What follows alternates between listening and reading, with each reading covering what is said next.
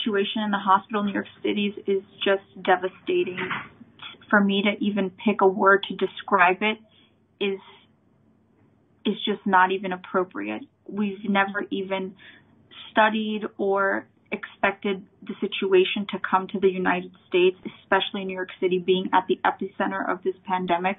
What we see here in the city is millions of people coming into our hospitals who feel symptoms. Some don't feel symptoms at all, are just panicking. But we do not have enough tests to accommodate everyone.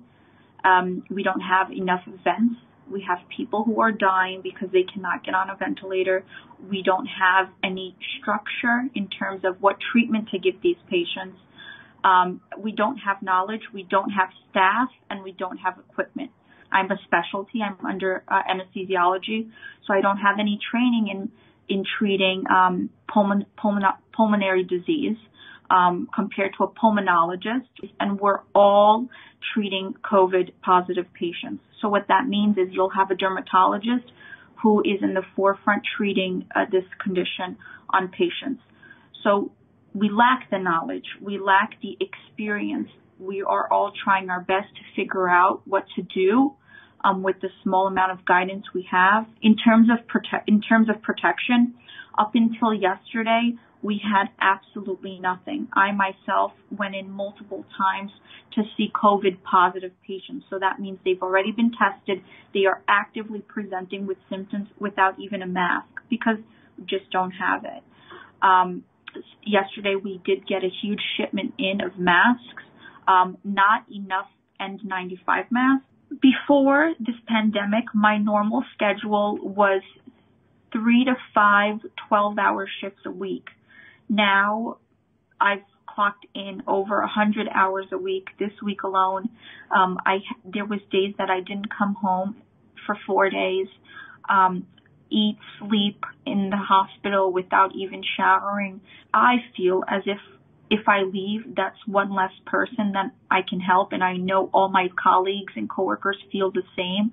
We feel very guilty leaving because we know if we leave, people are going to die because there's not enough staff. Currently, we do have a lot of staff who are tested positive. Due to the lack in staff available to work and treat patients, the recommendations that our facilities, our hospital are giving is if you've tested positive but you're asymptomatic, you are to come back to work within 7 days. No repeat test is needed. The facilities are only testing the workers if they have high fever or if they're short of breath or have any respiratory symptoms. Currently, we do not have enough ventilators, and that is one of the main reasons why people are dying. So ideally, the research that has come out of China, because they're about a month ahead from us, is that the earliest you intubate patients, the safest you put their chance of recovery at, because you're taking the pressure off the lungs to work and you give it some time to heal.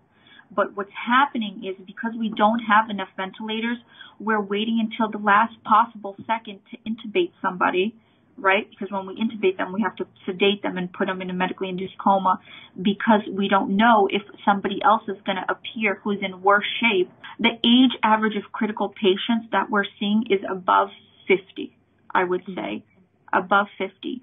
I did have a patient who was 18 years old who had to be intubated 2 times. We intubated him once. We thought he was doing better. We extubated him. He only lasted without the ventilator maybe 15 hours, and we had to intubate him again. Now think about it. This is a kid, 18 years old. He has no comorbidities. He doesn't smoke. He doesn't drink. He doesn't do drugs. He has no history, and he's hooked on a ventilator now, fighting for his life over 7 days. Currently, we see a really, really impactful gratitude from the population here. I'll give you guys some examples of what they've been doing to help us, which is very comforting. A lot of local restaurants have been donating a lot of food to feed all the staff.